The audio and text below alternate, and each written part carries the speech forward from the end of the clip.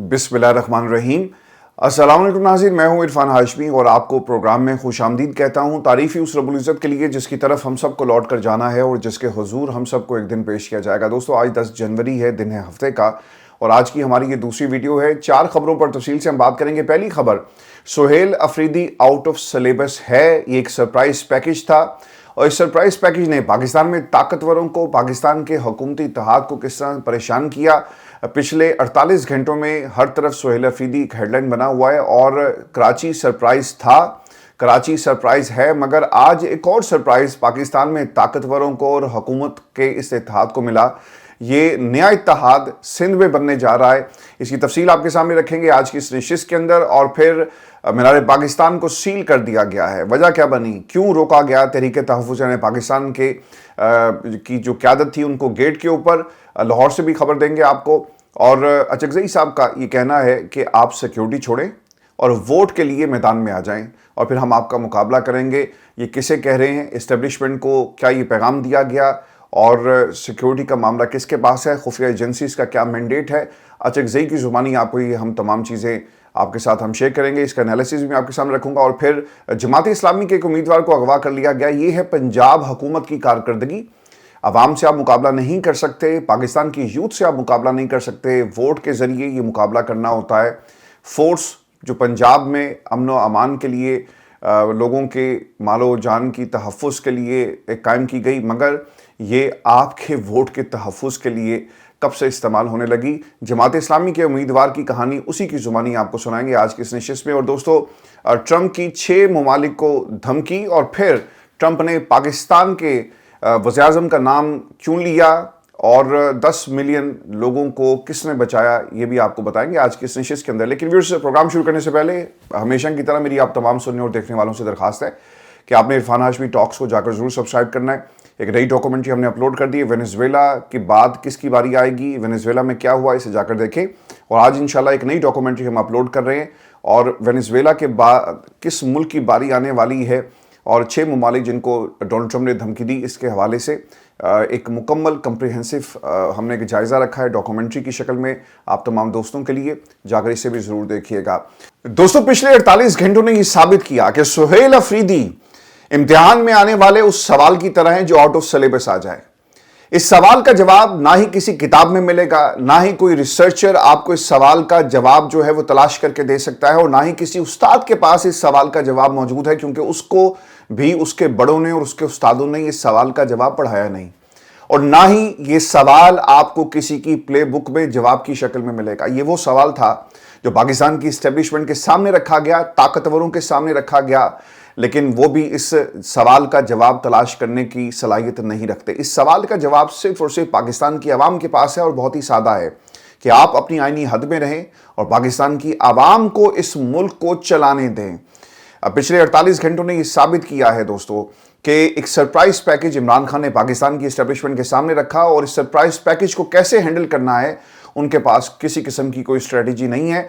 मुख्तलिफ जो खुफिया रिपोर्ट्स तैयार हो रही हैं उनमें भांपा जा रहा है, कैलकुलेट किया जा रहा है, तोला जा रहा है, परखा जा रहा है, ना सिर्फ अवाम को बल्कि सुहेल अफरीदी को भी, कि इसमें ऐसा क्या है कि ये इमरान खान का नायब कप्तान बनकर पाकिस्तान में अवाम के दरमियान जाता है। जहां भी जा रहा है लोग इसे वेलकम करते हैं। दोस्तों, जो विजुअल्स इस वक्त हैदराबाद से आ रहे हैं ये तारीखी विजुअल्स हैं और शायद ही पाकिस्तान की तारीख में किसी नायब कप्तान को, किसी नंबर 2 को अपनी सियासी जमात के अंदर इतना बड़ा किसी ने इस्तकबाल उसका किया हो। और ये सिर्फ आपको सुहेल अफरीदी के हिस्से में नजर आ रहा है। कल हमने जो विजुअल्स देखे कराची की सड़कों पर, हर कोने से कराची के लोग बाहर निकले और वो सिर्फ सुहेल अफरीदी के साथ एक तस्वीर बनाना चाहते थे, उसके साथ खड़े होकर इमरान खान की उस नज़रिए को मजबूत करना चाहते थे। जो लोग बंद कमरों में बैठकर फैसले करते हैं उनके खिलाफ एक पैगाम देना चाहते थे कि अवाम के फैसले अवाम में होंगे और बंद कमरों के फैसले हम कबूल नहीं करेंगे। दोस्तों, आज सुहेल अफरीदी हैदराबाद के दौरे पर हैं और जगह जगह उनका इस्तकबाल किया जा रहा है। और दोस्तों, जो आपकी स्क्रीन के ऊपर इस विजुअल चल रहे हैं ये हैदराबाद और हैदराबाद से जब ये लोग निकले हुए उस वक्त के विजुअल्स हैं। लोगों की एक बड़ी तादाद एक काफिले की शक्ल में सुहेल अफरीदी के साथ चल रही है और ये काफिला बड़ा होता जा रहा है। जामशोर और आसपास से जितनी भी रैलियां आई वो इस काफिले में शामिल हो गई और एक बड़े काफिले की शक्ल में ये हैदराबाद में दाखिल होंगे और हैदराबाद में ऑलरेडी लोगों की एक बड़ी तादाद सुबह से इंतजार कर रही थी सोहेल अफरीदी का, जिन्होंने इनको ज्वाइन किया। और ऐसा काफिला, ऐसा इस्तकबाल आपको सिंध की सरकार का भी कभी नजर नहीं आएगा। हुकूमत आपकी है। बिलावल आपको याद है कि जब महंगाई मार्च करता हुआ इस्लामाबाद की तरफ उसने रुख किया और इमरान खान ने कहा था कि हम आपको वेलकम करेंगे, तो उस वक्त भी हमने ऐसे मंजर नहीं देखे।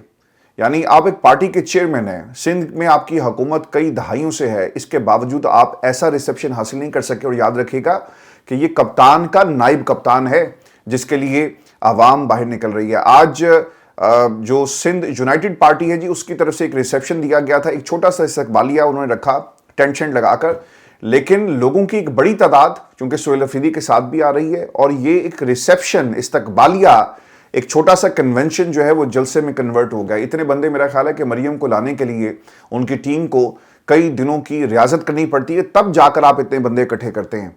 अब मरियम ने अपनी हुकूमत की जाली कारकर्दगी को दिखाने के लिए जो काम किया है वो भी मैं आपको आगे चलकर दिखाऊंगा कि एक ऐसा पैकेज जिसकी कीमत उसके अंदर मौजूद दवाई से बहुत ज्यादा है। आप ये पैसा अपनी इश्तिहारी मुहिम पे खर्च करते हैं, लेकिन एक ऐसा नौजवान जिसका कोई बैकग्राउंड नहीं है, वो किसी बड़े सियासी घर से उसका ताल्लुक नहीं है, लेकिन इसके बावजूद वो पाकिस्तान में इस वक्त नंबर 2 बन चुका है।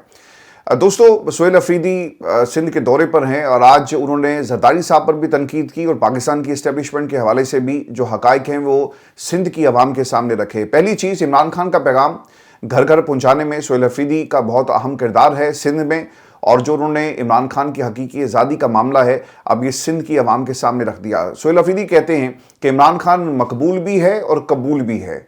पाकिस्तान में आइन की बालादस्ती तक, अदलिया के आज़ाद होने तक, मीडिया और इंसाफ के हसूल तक ये हम जंग लड़ते रहेंगे। जब तक इमरान खान की हकीकी आज़ादी की जंग पूरी नहीं होती, हम जीत नहीं लेते, हम चैन से नहीं बैठेंगे।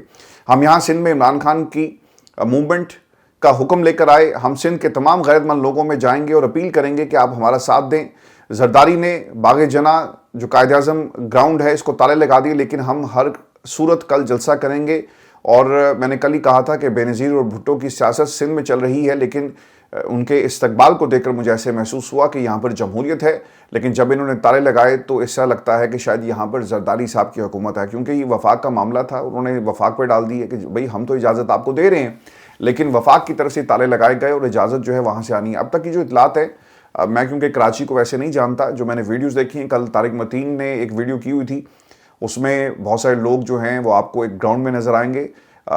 ऐसा लगता है कि ये ओपन ग्राउंड है और आप उसमें जा सकते हैं, वहाँ पे स्टेज भी बनाया जा रहा है, लेकिन अब सोहेल अफरीदी ये बता रहे हैं कि वहाँ पे ताले लगा दिए गए हैं और इजाज़त जो है वो नहीं मिल रही है। देखना ही होगा कि कल जलसे की इजाज़त दी जाती है रिटर्न में या नहीं, या फिर खामोशी से जलसा हो जाएगा और बाद में कोई आप पर्चा कर दें। इसके बारे में कुछ कहा नहीं जा सकता, लेकिन अब तक की इतलात के मुताबिक स्टेज बन रहा है, लोग इकट्ठे हो रहे हैं और जो ताले हैं वो दूसरे गेट्स को लगाए गए हैं, जिसका जिक्र जो है सोहेल अफरीदी साहब की तरफ से भी किया गया। दूसरी चीज़ जो आज बहुत तकलीफ दे है, मैंने आपको पहले ही कहा था कि जब आप 3-3 घंटे की, एक दफ़ा नहीं 3 दफ़ा आकर पाकिस्तान की आवाम को मुखातिब करते हुए तकरीरें करेंगे और उसमें पाकिस्तान के सिक्योरिटी मसाइल और दीगर मामलात को आप एक सियासी जमात के साथ जोड़ेंगे तो सर इसका एक रिएक्शन आएगा। चूँकि शायद इनको किसी ने ये नहीं बताया कि जब आप आवाम की एक ऐसी जमात के साथ दहशतगर्दी को जोड़ेंगे तो आवाम फिर उसका रिएक्शन देगी। ये कैसे मुमकिन है कि एक ऐसी जमात जिसके पास पाकिस्तान में सबसे ज़्यादा मैंडेट हो और आप उसके खिलाफ बात करें, एक बयानिया बनाने की कोशिश करें, तो पाकिस्तान की आवाम उसके ऊपर खामोश बैठी रहेगी। अगर पाकिस्तान तहरीक इंसाफ का 4 करोड़ की आबादी वाले सूबे में एक हुकूमत है और उसका वज़ीर आला कुछ बातें करता है और वो पाकिस्तान के ताकतवर हलकों से कुछ डिमांड रखता है, तो आप उसे दहशतगर्दी के साथ जोड़ेंगे तो फिर सर इसका जवाब आएगा। ये नहीं हो सकता। ये किसी यूनियन काउंसिल में कोई छोटी सी तंजीम के बारे में आप बात नहीं कर रहे थे। ये किसी दहशतगर्द तंजीम का कोई ऑफ शूट नहीं है, कोई गुजैली ग्रुप नहीं था जिसके बारे में आपने बात की। ये पाकिस्तान में सबसे बड़ी जमात के लीडरान के बारे में आप बात कर रहे थे और इसका रिएक्शन जो है वो ऑटोमेटिकली आना था। सोहेल अफरीदी ने तो सर इसका जवाब देना था, लेकिन पाकिस्तान की आवाम ने फिर इसका जवाब दिया। टेलीविजन चैनल्स के ऊपर बहस शुरू हो गई है कि आप जो बार बार एक जमात के साथ दहशतगर्दी को जोड़ते हैं तो ये डिजिटल फुटप्रिंट्स को भी देखें। पाकिस्तान की हिस्ट्री क्या खामोश हो जाएगी? क्या आप उस तारीख को भी किसी अडयाला के सेल में बंद कर देंगे? ऐसा तो नहीं हो सकता। آپ پاکستان میں بند کریں گے، پاکستان سے باہر بیٹھے ہوئے جو انڈیپینڈنٹ آبزرورز ہیں وہ آپ کی کارکردگی کے بارے میں بتائیں گے۔ دوستو آج پاکستان کے حالات یہ ہیں کہ کوئی خبر پاکستان کا میڈیا آپ کو نہیں دیتا، کسی لیول پر کوئی خبر، ترقی کے اشارے، انڈیکیٹرز کیا کہتے ہیں، کوئی خبر نہیں ملتی، ساری خبریں آپ کو باہر کا میڈیا دے رہا ہے، انٹرنیشنل باڈیز، آرگنائزیشن آپ کو بتاتی ہیں، چونکہ پاکستان میں آپ نے میڈیا کو تو بند کر دیا، لیکن اس تاریخ کو تم کیسے بند کرو گے، یہ اہم سوال ہے آج کا۔ سہیل افریدی نے پاکستان کے طاقتور حلقوں کو مخاطب کرتے ہوئے کہا کہ ایک صوبے کے وزیر اعلیٰ کی ویڈیوز پریس کانفرنس میں چلانا ادارے کی توہین ہے۔ ایک طرف آپ باقی وزراء اعلیٰ کی تعریفیں کر رہے ہیں اور دوسری طرف آپ کے پی کے وزیر اعلیٰ کو غلط ثابت کرنے کی ناکام کوشش کر رہے ہیں، صوبے سے وفاق میں نفرتیں پھیلیں گی۔ دیکھیں، آپ کو کسی نے یہ نہیں کہا تھا کہ چلیں آپ سہیل افریدی کی تعریفیں مت کریں، لیکن یہ نہیں ہو سکتا کہ آپ اس کے بارے میں ایک محاذ کریٹ کریں اور باقی صوبوں کے لوگوں کو آپ کہیں کہ بہت اچھے ہیں، لیکن کے پی کے کی عوام اور جو اس کا نمائندہ ہے وہ ٹھیک نہیں ہے۔ آپ نے آپریشن کرنا ہے، آپ 10,000 بار کریں، لیکن یہ پاکستان کی عوام کا ایک مینڈیٹ ہے کہ وہ ضرور پوچھیں کہ جو پچھلے اس سے پہلے جتنے بھی آپریشنز کیے گئے ان کا کیا نتیجہ نکلا، لیکن سہیل افریدی کو اس طرح سے ٹارگٹ کیا گیا۔ دوسری چیز، سلمان اکرم راجہ کا یہ خطاب بہت خوش نظر آ رہے ہیں سلمان صاحب بھی، اور یقیناً آپ ایک ایسی جماعت کے جنرل سیکریٹری ہیں تو جا کر ضرور یہ سوال کیجئے گا، آپ کی گفتگو وہ بھی امانتاً میں تمام دوستوں تک پہنچاؤں گا، لیکن یہ ضرور سوال کیجئے گا جب بیرسٹر گوہر آپ کا چیئرمین یہ کہتا ہے کہ سہیل افریدی کا یہ انڈیویجول فیل تھا، تو اس سے پوچھ لینا جا کر کہ کیا یہ سہیل افریدی کا انڈیویجول فیل ہے، اسٹریٹ موبلائزیشن جس کی بنیاد پر عمران خان کے حکم کے مطابق وہ نکلا ہوا ہے، اسے ضرور پوچھے گا کہ یہ جو لوگ نکلے ہیں کیا یہ سہیل افریدی کے کہنے پر نکلے، اور جو لوگ باہر نکل رہے ہیں عمران خان کا پیغام سننے کے لیے، اور بیرسٹر گوہر کہتا ہے کہ نہیں یہ ان کا انڈیویجول فیل ہے، پارٹی کے لیول پر ایسی کوئی بات نہیں ہوئی۔ میرا خیال ہے کہ سہیل افریدی صاحب کو یہ معاملہ جو ہے وہ ہر لیول پہ اٹھانا چاہیے اور یہ سوال ضرور کرنا چاہیے کہ آپ نے کس بنیاد پر عمران خان کے پیغام کے حوالے سے کنفیوژن پیدا کرنے کی کوشش کی، اور یہ سوال ضرور چیئرمین ہے تو میرا خیال ہے کہ اس کو کلین چٹ دے دی جائے، یہ نہیں ہوگا، بلکہ پارٹی کے لیول پر یہ سوال بیرسٹر گوہر سے ضرور پوچھا جائے کہ آپ نے ایسا کیوں کہا کہ ہمارے سے بات نہیں ہوئی اور یہ پنجاب گئے۔ اب سندھ کے بارے میں آپ کیا کہیں گے؟ کہ آپ یہ بھی کہیں گے کہ سندھ میں بھی یہ ان کا انڈیویجول فیل تھا، یعنی وہ کہنا چاہ رہے ہیں کہ یہ عمران خان کی وجہ سے نہیں ہو رہا، یہ سہیل افریدی کی وجہ سے ہو رہا ہے، اور جو کچھ یعنی یہ جو پاپولیرٹی ہے وہ عمران خان کی نہیں ہے، وہ سہیل افریدی کی ہے۔ لوگ عمران خان کے اس نائب کپتان کو دیکھنے کے لیے آئے جو اپنے کپتان کی غیر موجودگی میں پاکستان کی عوام کو لیڈ کر رہا ہے۔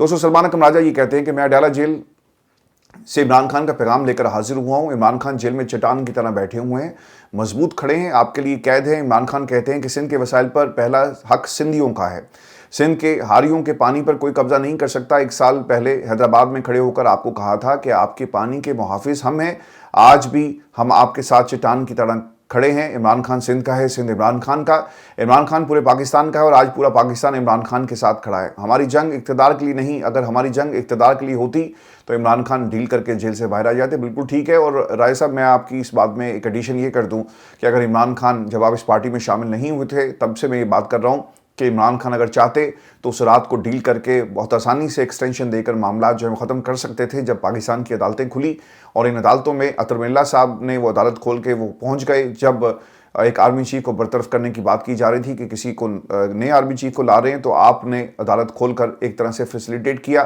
اس وقت اگر عمران خان چاہتے تو یہ ڈیل کر سکتے تھے، لیکن اطہر من اللہ کی عدالت تو ضرور کھلی، لیکن عمران خان نے کمپرومائز جو ہے وہ نہیں کیا۔ ایک اور جو آج کام ہوا بہت ہی امپورٹنٹ ہے، اور دوستو خبر یہ ہے کہ سندھ یونائٹڈ پارٹی نے تحریک تحفظ آئین پاکستان کی کال پر لبیک کہتے ہوئے 8 فروری کو سندھ میں پہیہ جام ہڑتال کا اعلان کر دیا ہے، اور یہ بہت بڑی ڈیولپمنٹ ہے کیونکہ اس سے پہلے سندھ کے اندر آپ نے بہت سارے احتجاج دیکھے ہوں گے، اور یہ سندھ حکومت کے خلاف تھے جب، اور وفاق کے خلاف تھے جب کسانوں کے پانی کو، ان کی زمینوں کو ضبط کرنے کی کوشش کی تو ہم نے کسان کو سڑکوں پہ آتے ہوئے دیکھا، اور وہ احتجاج بہت ہی خونی قسم کے احتجاج تھے۔ سندھ یونائٹڈ پارٹی کا اس اتحاد میں شامل ہونا، یعنی 8 فروری کو جب احتجاج کی کال آئے گی تو یقیناً یہ محاذ بھی گرم ہوگا، اور اس کے ساتھ ساتھ دیگر جو جی ڈی اے اور باقی جو محاذ ہے، میرا خیال ہے کہ سہیل افریدی کو ان کے ساتھ بھی ملنا چاہیے اور ایک گرینڈ الائنس کی آپ تیاری کریں، کیونکہ سندھ سے آواز اٹھے گی اور پھر اس کے ساتھ ساتھ پنجاب سے آواز اٹھے گی، بلوچستان سے آواز اٹھے گی، کے پی کے سے آواز اٹھے گی، تو پھر آپ کو حکومت کی تبدیلی جو ہے وہ ہوتی ہوئی نظر آئے گی۔ دیکھیں اس میں نا ایک اور چیز، آج میری اسلام آباد میں ایک بہت ہی سینئر شخصیت سے بات ہو رہی تھی، اور یہ سوالات ان کے سامنے میں نے رکھے اور پھر کچھ جواب ان کے آئے، اور پھر ایک میری جو اسیسمنٹ تھی وہ میں آپ کے ساتھ شیئر کر رہا ہوں۔ مجھے ایسا لگتا ہے کہ یہ جو ایک دم سے موومنٹ آپ دیکھ رہے ہیں نا سندھ کے اندر اور پھر پنجاب میں، تو آپ نے موقع نہیں دیا، ایسا لگ رہا ہے کہ شاید یہاں سے کسی تبدیلی کا باقاعدہ طور پہ آغاز ہونے جا رہا ہے۔ وہ تبدیلی کیا ہوگی؟ یعنی شہباز شریف صاحب کے اوپر ایک پریشر آ سکتا ہے کہ دیکھیں جی حالات بہت خراب ہیں، لوگ سڑکوں پر آ گئے ہیں، آپ کی حکومت اور آپ کی کارکردگی کے خلاف معیشت آپ سے سنبھل نہیں سکی، تو کیوں نہ آپ کو تبدیل کر دیا جائے۔ اور وہ کندھا تحریک انصاف کا اور اس پورے موومنٹ کا استعمال کریں گے اور شہباز شریف صاحب کی حکومت کو ایک طرح سے فارغ کر دیا جائے گا، اور پھر یہاں سے عین ممکن ہے کہ زرداری صاحب جو ہیں وہ ٹیک اوور، ان کی جماعت جو ہے وہ ٹیک اوور کر جائے۔ اس لیے یعنی یہ جو اسٹریٹ موومنٹ ہے اسے استعمال کیا جا رہا ہے، اور اس میں بہت سارے انڈیکیٹرز اس طرف آپ کو جو ہے یہ اشارہ کرتے ہوئے نظر آئیں گے کہ ایسا ہو رہا ہے۔ اسٹریٹ موومنٹ یعنی سندھ میں یہ کیسے ممکن ہے کہ سندھ کی سرکار کہے کہ آؤ ہم تمہارے لیے راستے کھولتے ہیں اور سب کچھ آپ فیسیلیٹیٹ کریں، اجرک دیں، ٹوپیاں پہنائیں، لیکن ایسا لگتا ہے کہ شہباز شریف صاحب یہ جو پنجاب میں جو رانا ثناء اللہ اور جو باقی لوگوں نے جو آج باتیں کی ہیں، یہ بھی ایک بہت بڑی علامت ہے اور ایک بہت بڑی دلیل ہے کہ شاید ان کو بھی بتا دیا گیا ہے کہ آپ کے پاس 5 سے 6 مہینے کا وقت ہے، یا تو آپ ڈیلیور کریں یا پھر آپ گھر جائیں اور آپ کے پاس دوسری قیادت جو ہے وہ تیار ہے۔ تو عین ممکن ہے کہ یہ جو سیکنڈ ہاف شروع ہونے والا ہے اس میں پاکستان کی جو کمانڈ ہے اور چلانے کا جو اختیار ہے یا ڈرائیونگ سیٹ ہے، اس پہ پاکستان پیپلز پارٹی کو بٹھا دیا جائے۔ اس میں کوئی دو رائے نہیں ہے، چونکہ سندھ یونائٹڈ پارٹی، دیگر لوگ اور سندھ سے تحریک کا آغاز ہونا اور اس طرح سے ایک پوری اوپن فیلڈ دے دینا، یہ چیزیں اتنی سادہ نہیں ہیں۔ اور دوستوں آپ کو یہ خبر دیں کہ تحریک تحفظ یعنی پاکستان لاہور میں جی ان کا 3را دن ہے اور لوگوں سے وہ مل رہے ہیں۔ کل انصاف لائرز فورم نے ایک زبردست قسم کا احتجاج اور کنونشن کا اہتمام کیا، اور پھر اسٹریٹ موبلائزیشن کا باقاعدہ آغاز ہم نے وہاں سے ہوتے ہوئے دیکھا۔ اپوزیشن جو تحریک انصاف کی پنجاب میں ہے وہ لوگ بھی سڑکوں پر نکلے، تو ایک اچھا شو اس فستائیت اور جبر کے باوجود وہ کرنے میں کامیاب ہوئے ہیں۔ آج یہ پہنچ گئے جی مینار پاکستان، لیکن خبر کے مطابق مصطفیٰ نواز کھوکھر صاحب کو گیٹ پہ روک لیا گیا اور ان کو اندر جانے کی اجازت نہیں تھی، اور یہ بھی بتایا جاتا ہے کہ صبح سے ہی تمام جو دروازے تھے مینار پاکستان کے ان کو تالے لگا دیے گئے اور کسی کو بھی اندر جانے کی اجازت نہیں دی گئی۔ علامہ راجہ ناصر عباس، اچکزئی ان کے ساتھ جو لوگ تھے وہ ضرور اندر گئے، ان کو جانے کی اجازت دی گئی، اور مینار پاکستان کے بالکل آگے کھڑے ہو کر انہوں نے یہ جو پریس کانفرنس کی ہے۔ اس سے پہلے meet the press club Lahore کے اندر بھی ایک نیا اتحاد بنا ہے اور کچھ نئے لوگوں نے بھی اس میں شمولیت اختیار کی، تو یہ ایک قافلہ بڑا ہوتا جا رہا ہے۔ اب اس میں وکلا، کسان پارٹی، وہ لوگ جو روزانہ ویڈیوز شیئر کرتے ہیں، ضرور آپ اس کا حصہ بنیں۔ اگر کسان نے اپنا حق لینا ہے تو سر آپ کو پھر پہنچنا ہوگا 8 فروری کو اس احتجاج کے اندر۔ اگر آپ سمجھتے ہیں کہ آپ کا استحصال مریم پنجاب میں کر رہی ہے اور وفاق سینٹر میں کر رہا ہے اور آپ کو آپ کے حقوق نہیں دیے جا رہے، اگر اس ملک کا مزدور یہ سمجھتا ہے کہ فیصل آباد کی اگر ملیں اگر بند ہو گئی اور ہماری ٹیکسٹائل انڈسٹری مکمل طور پہ تباہ ہو گئی ہے، تو پھر آپ کو نکلنا ہوگا، آپ کو نکل کر پاکستان کی عوام کے درمیان جا کر ان لوگوں کے ساتھ کھڑا ہونا ہوگا جو اس وقت حقیقی آزادی کی جنگ لڑ رہے ہیں۔ یہ صرف عمران خان کی اکیلے کی جنگ نہیں ہے، بلکہ یہ پورے ملک کی جنگ ہے، ہر عام بندے کی جنگ ہے۔ تو آپ نے اپنے طبقے کی نمائندگی کرتے ہوئے آپ نے پہنچنا ہے 8 فروری والے دن۔ اور دوستو اچکزئی صاحب لاہور میں پریس کلب میں انہوں نے خطاب کیا تو سخت جملے انہوں نے کہے پاکستان کی اسٹیبلشمنٹ کے بارے میں۔ حقیقتیں اکثر تلخ ہی ہوتی ہیں، ضروری نہیں ہے کہ کون کہہ رہا ہے، ضروری یہ ہے کہ کیا کہا جا رہا ہے اور کس کے بارے میں کہا جا رہا ہے اور کس طرح کہا جا رہا ہے۔ اچکزئی صاحب یہ کہتے ہیں کہ کوئی بھی ملک فوج اور خفیہ اداروں کے بغیر کوئی ملک نہیں زندہ نہیں رہ سکتا، لیکن کیا فوج اور خفیہ ادارے صرف پاکستان کے ہیں؟ لیکن ان کو اپنی فریم میں رہنا ہوگا۔ اگر سیاست کرنی ہے تو سیکیورٹی کو چھوڑو، آؤ اور یہاں پر آ کر ووٹ لو، یعنی ووٹ کا سوال کرو۔ یہ جو MI6 MI5، ہمیں نہیں پتا کہ یہاں پہ اس کا سربراہ کون ہے، ہمیں یہ بھی نہیں پتا کہ برطانیہ کا آرمی چیف کون ہے، ہمیں یہ بھی نہیں پتا کہ جو ڈیپ سٹیٹ ہے وہ اپنے لوگوں کو یا اپنے پولیٹیکل جو ان کے ونگز ہیں ان کو کس طرح سے استعمال کرتا ہے۔ سر یہاں پہ ایسا نہیں ہوتا، یہاں پر سیاسی جماعتوں کے اندر دھڑے ضرور ہوتے ہیں، اور وہ بھی جمہوریت کے بنیاد پر، اور پالیسی ڈیبیٹس ہوتی ہیں، کسی کی پالیسیز کی بنیاد پر کسی کو گھر جانے کا کہا جاتا ہے، آپ کو آپ کی کابینہ کی سپورٹ حاصل نہ ہو تو آپ گھر چلے جاتے ہیں۔ اور ہم نے برطانیہ میں ایک ہی دور میں 3 سے 4 مرتبہ ایسے ہوتے ہوئے دیکھا۔ جب برطانیہ کے وزیر اعظم کو یہ احساس ہوا کہ عوام کی حمایت ختم ہو گئی ہے تو اس نے اس کرسی کو چھوڑ دیا اور اپنے آپ کو اور اپنے ایوان کو اور اس ایوان کو جو وہاں یہاں کی عوام کا ہے ان کے حوالے کر دیا کہ تم خود انتخاب کرو کہ اس ایوان کو، اس حکومت کو چلانے کی کون صلاحیت رکھتا ہے۔ تو پھر برطانیہ کی عوام نے فیصلہ دیا کہ ایوان کس کا ہوگا، اور فیصلہ بیلٹ پیپر سے ہوا، ووٹ کی طاقت سے ہوا۔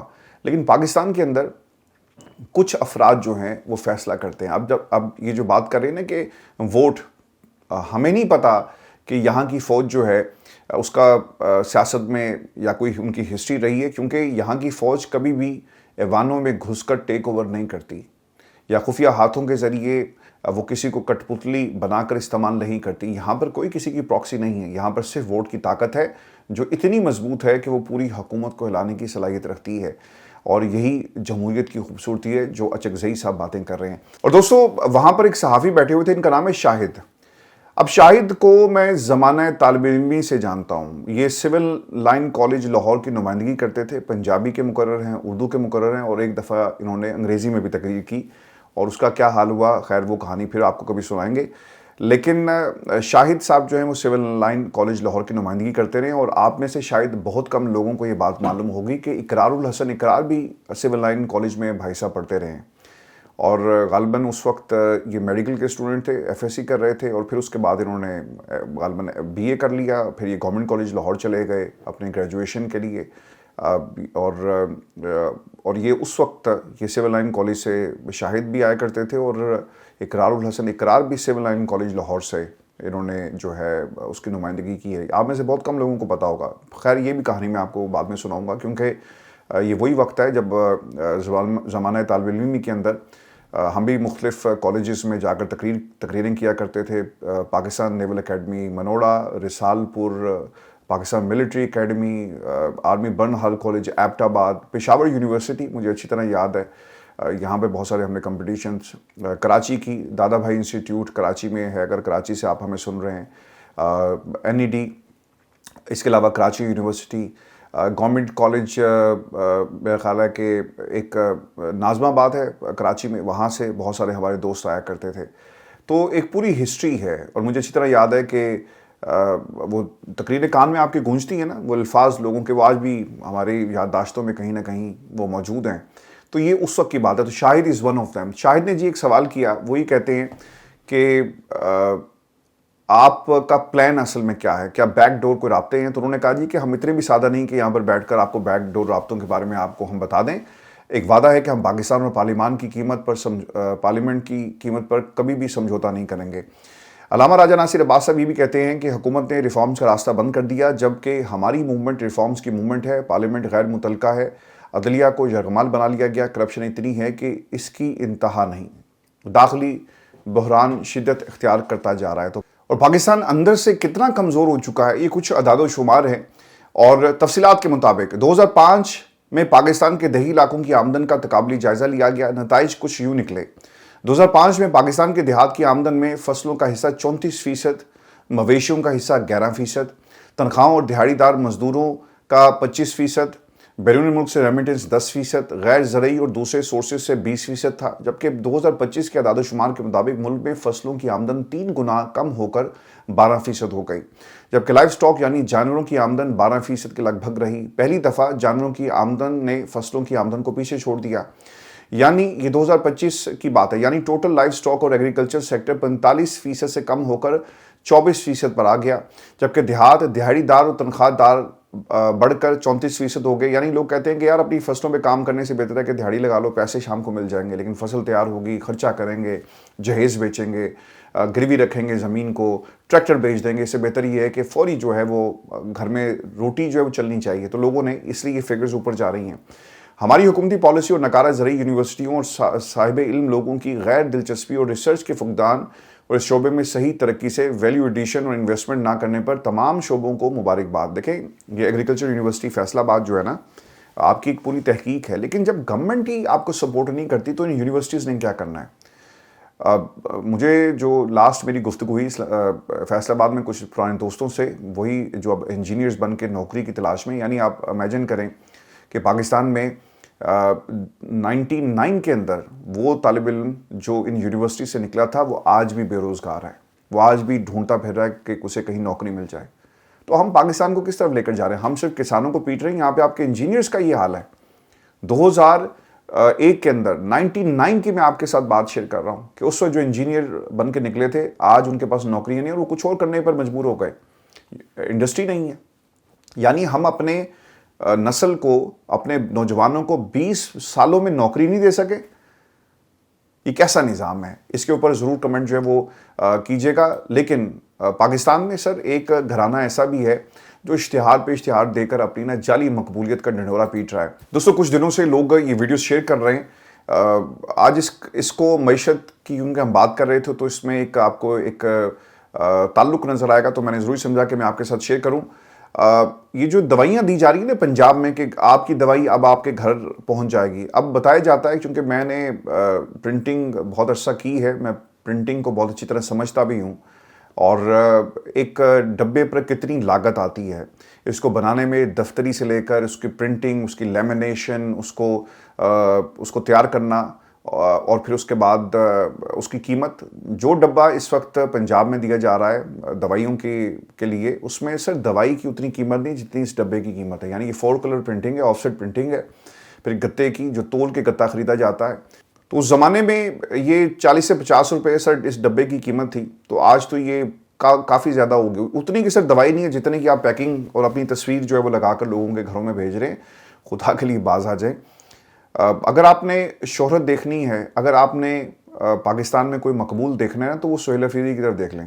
لوگ نا اس وقت سوشل میڈیا کے اوپر اس کی تصویر نکال کے دکھا رہے ہیں کہ زمان پاک میں ایک چارپائی پہ سویا ہوا ہے اور اسے کوئی فکر نہیں ہے. وہ عام سپاہی تھا، عام ورکر تھا، آج دیکھیں وہ لیڈر بن گیا. مریم یہ تصویریں دیکھ کر ضرور پریشان تو ہوتی ہوں گی کہ یار ہمارے پاس محل بھی ہے، مہنگی گاڑیاں بھی ہیں، توشہ خانہ بھی ہے، اور ابا جی کی 3 دفعہ کی جو ان کی جو حکومت تھی اس کا کریڈٹ بھی ہے. چچا بھی 2 بار حکومت کر چکے ہیں. ہمارے تعلقات بھی پاکستان کی اسٹیبلشمنٹ سے ہیں. یار ہم بہت مشہور ہیں، لیکن ہم عوام کے درمیان وہ مقبولیت کیوں حاصل نہیں کر سکتے جو آج سہیل افریدی کو مل رہی ہے؟ تو سر یہ وہ سوال تھا. یہ وہ بچے ہیں جن کو سونے کا نوالہ دے کر پاکستان کی سیاست میں لایا گیا. سونے کا نوالہ دے کر انہیں بڑی بڑی کرسیوں پر بٹھایا جاتا ہے. لیکن سہیل افریدی ٹپیکل پاکستان کی اس کلاس کی ترجمانی کرتا ہے جو پاکستان کے اصل وارث ہیں. یہ وارثین نہیں ہیں، سہیل افریدی جیسے لوگ وارث ہیں. ایک سہیل افریدی جائے گا، اللہ تعالیٰ اسے سلامت رکھے. آپ کو کئی سہیل افریدی آپ نے تیار کر لی ہیں. میں آپ کو ایک اور ویڈیو دکھاتا ہوں. اور آپ کا مقابلہ جس نسل سے ہے، ہم نے کہا کہ جب آپ ڈرون حملے کریں گے تو ایک پوری نسل جو ہے وہ آپ کی تیار ہوتی ہے اور وہ نفرت ان کے ساتھ بڑی ہوتی ہے. ایک طرف ایک تصویر کے اندر آپ کو سہیل افریدی دکھایا، وہ بیٹھا ہوا ہے. آج سندھ میں گیا تو سندھ ایسا لگا کہ شاید سندھ ہمیشہ سے سہیل افریدی کا تھا. جو اب اگلی نسل تیار ہو رہی ہے سر، یہ ہے وہ نسل. ایک بچہ سڑک پہ موٹر سائیکل کے پیچھے بیٹھا ہوا ہے کہ 804 قیدی نمبر 804، وطن سے پیار، غلامی سے انکار. تو یہ خیالات، یہ جب سوچ ان بچوں کے ساتھ بڑی ہوگی تو کیسے کرو گے مقابلہ؟ اس کا مقابلہ نہیں کر سکتے. تمہارا آرسنل جتنا مرضی بڑا ہو، اس میں ظلم بھی ہے، اس میں فسطائی. ان کے آرسنل کو ذرا چیک کرتے ہیں کہ ان کے آرسنل میں کیا ہے. ان کے آرسنل میں آپ کو ملے گا نفرت ملے گی، غداری کے سرٹیفکیٹ ملیں گے. اگر آپ کا دل غداری کے سرٹیفکیٹ سے بھی نہیں بھرتا تو پھر آپ کیا کرتے ہیں؟ آپ جھوٹے مقدمات کا ہتھیار استعمال کرتے ہیں. اگر یہاں بھی آپ کو کامیابی نہیں ہوتی تو آپ اٹھا لیتے ہیں اور یہاں سے اٹھا کر آپ کو ایک ایسی جگہ پر لے جایا جاتا ہے جہاں پر آپ کا سافٹ ویئر اپڈیٹ ہوتا ہے. اگر آپ کا سافٹ ویئر اپڈیٹ آپ نہ کرنے میں سافٹ ویئر اپڈیٹ کرنے میں کامیاب نہیں ہوتے تو پھر آپ کیا کرتے ہیں؟ آپ ہمیشہ کے لیے خاموش کروا دیتے ہیں. یہ الزام نہیں ہے، حقیقتیں ہیں. آج اس کی ایک مثال ہمارے سامنے. ایک صاحب، یہ لاہور کا جی واقعہ ہے، اور یہ الیکشن لڑنا ہر بندے کا حق ہے نا. کسی کا بھی اگر وہ کوئی سمجھتا ہے کہ میں پاکستان کی عوام کی، اپنے حلقے کے لوگوں کی نمائندگی اچھے انداز سے کرتا ہوں تو آپ اسے موقع دیں. سر جماعت اسلامی کے اعجاز غوری ہیں جی، ایڈوکیٹ ہیں. وہ اپنی رودات سنا رہے ہیں. یہ ویڈیو بھی چل رہی ہے، دیکھ لیں. جس میں وہ کہتے ہیں کہ PP 167 کے کاغذات نامزدگی جمع کروانے گیا تو مجھے RO آفس کے باہر سے منہ پر کپڑا ڈال کر اغوا کر لیا گیا اور کاغذات چھین لیے گئے. مجھے مختلف تھانوں میں رکھا گیا اور جب تک کاغذات جمع کروانے کا ٹائم ختم نہیں ہوا تو مجھے چھوڑا نہیں گیا. تو سر پھر تسی رہ نہیں دیو، جا کر جیل میں اس بندے سے ہاتھ ملائیں. اور آپ کی مقبولیت ڈبوں سے شروع ہوتی ہے اور نقاب پوشوں اور نامعلوم افراد تک آ کر ختم ہو جاتی ہے. ان ڈبوں میں سستی دوائی، مہنگی پیکیجنگ کے ساتھ آپ جو یہ کام کر رہے ہیں، یہ پاکستان کی عوام جو ہے کبھی بھی ایکسیپٹ نہیں کرے گی. آپ کا مقابلہ ایسے لوگوں سے ہے، کیسے شکست دیں گے؟ میں آپ کو ایک چھوٹی سی ایگزامپل دیتا ہوں. وہ تمام دوست جو ہمیں برطانیہ سے سنتے ہیں، آپ کو معلوم ہوگا کہ یہاں پہ ایک سرٹیفکیٹ جاری کیا جاتا ہے سرکار کی طرف سے. اگر آپ ریگولر میڈیسن کے اوپر ہیں، میں پچھلے 6 سالوں سے میڈیسن لے رہا ہوں جس میں گیباپینٹن ہے، مورفین ہے، اورومورف ہے اور بہت ساری دوسری شوگر کی ہے، پھر ایک بلڈ پریشر کی بھی میری ایک دوائی ہے. تو اگر میں ویسے فارمیسی سے اسے خریدنے جاؤں تو وہ 10 پاؤنڈ میں مجھے ایک جو ڈوز ہے وہ ملے گی، یعنی 1 مہینے کی، جو بھی اس کا ٹائم جو دیا گیا ہے. تو سرکار نے کیا کیا، اگر 8 دوائیاں 8 میرے اس پرسکرپشن میں موجود ہیں تو یہ تو 80 پاؤنڈ بن جائیں گے 1 مہینے کے. تو ہر بندہ اس کو افورڈ نہیں کر سکتا. برطانیہ کی سرکار نے ایک سبسڈی جاری کر دی، اور وہ کیا تھی کہ یہاں پر آپ کو ایک سرٹیفکیٹ جاری کیا جاتا ہے جس کی قیمت تقریباً کوئی 28 پاؤنڈ ہے، اور 3 مہینے کے لیے وہ سرٹیفکیٹ ہے. اور اس کے اوپر آپ جتنی مرضی دوائی، چاہے 50 دوائیں آپ کی پرسکرپشن میں آپ جا کر فارمیسی سے لے سکتے ہیں. وہاں پر کوئی کسی بھی حکمران کی تصویر نہیں ملتی. یہ کتنا بڑا اقدام ہے کہ سبسڈی آپ نے دے دی بغیر کسی پوچھ گچھ کے. آپ جا کے فارمیسی پہ کہتے ہیں کہ میری دوائیاں دے دیں، پرسکرپشن ریڈی ہوتا ہے، آپ کو دوائی مل جاتی ہے، اور آپ سے پوچھتے ہیں کہ آپ کیسے پے کریں گے، تو آپ کہتے ہیں کہ میرے پاس سرٹیفکیٹ ہے. تو وہ پوچھتے بھی نہیں کہ سرٹیفکیٹ دکھاؤ، کیونکہ سسٹم انہوں نے اتنا زبردست بنایا ہوا ہے کہ اگر آپ نے وہ سرٹیفکیٹ کا صرف جان بوجھ کے کہا کہ میرے پاس موجود ہے اور اگر نہیں ہوا تو وہ سسٹم آٹومیٹکلی چیک کرے گا اور آپ کے گھر پہ بل آ جائے گا. تو اس طرح کے کام کریں. کسی نے یہ نہیں کہنا جا کے کہ دیکھو جی کتنا بڑا زبردست کام کیتا ہے. یہ ہر حکومت میں آپ کو ملا. لیبر گورنمنٹ اب آ گئی ہے، کنزرویٹیوز کے دور سے، اس سے پہلے سے ہی کام چل رہا ہے. تو خدا کے لیے ملک کو ایسا بنائیں، ایسا نہ بنائیں کہ جعلی سرکار، جعلی حکومت، جعلی چہرے، جعلی بہروپیے بھی سر اسے پتا ہوتا ہے بہروپیے، یہ بہروپیے بھی صحیح طرح نہیں بن سکے. یہ جعلی بہروپیے ہیں. انہوں نے بہروپیوں کو بھی پیچھے چھوڑ دیا. اور دوستوں آپ کو یہ بھی خبر دیں کہ کل رات کو ڈونلڈ ٹرمپ نے خطاب کیا پاکستان کی حکومت کا. وہ بار بار نام لے رہے تھے. 8 جہازوں کا انہوں نے ذکر کیا کہ بھارت کے پاکستان نے گرائے. بالکل گرائے جی، اور ہم بار بار گرائیں گے. جب بھارت ہمارے اوپر حملہ کرے گا ہم اس سے تگڑا جواب دیں گے اور بغیر کسی خوف کے جواب دیں گے. اور دوسری طرف جو پاکستان کی جو قیادت ہے، وزیر اعظم شہباز شریف صاحب کا بھی نام انہوں نے لیا کہ انہوں نے کہا کہ صدر ٹرمپ نے 10 ملین جانیں بچائی. وہ اس کا ایک ریفرنس دے رہے تھے، کیونکہ پرابلم ان کو بھی یہ ہے کہ یہ بھی ایسے لوگوں کی تلاش میں رہتے ہیں جو ان کی تعریف کریں اور اس کو بطور پولیٹیکل سٹیٹمنٹ جو استعمال کر سکیں. خیر ہمارے لیے جو اہم چیز ہے کہ ایران کے اوپر جس طرح سے دھمکیاں دی جا رہی ہیں اور حملہ ہوا تو ہم کہاں سٹینڈ کریں گے. That is the $1 million question. دوستو ایک سوال آپ تمام دوستوں سے اپنی رائے کا اظہار کیجیے گا. میں نے کچھ دن پہلے انگریزی چینل کا آغاز کیا، تو آپ اس پہ ضرور اپنی رائے کا اظہار کریں. اگر آپ واقعی انگلش چینل دیکھنا چاہتے ہیں تو ہم اس کو دوبارہ سے شروع کریں گے، کیونکہ ویڈیوز کافی ساری ہو جاتی ہیں.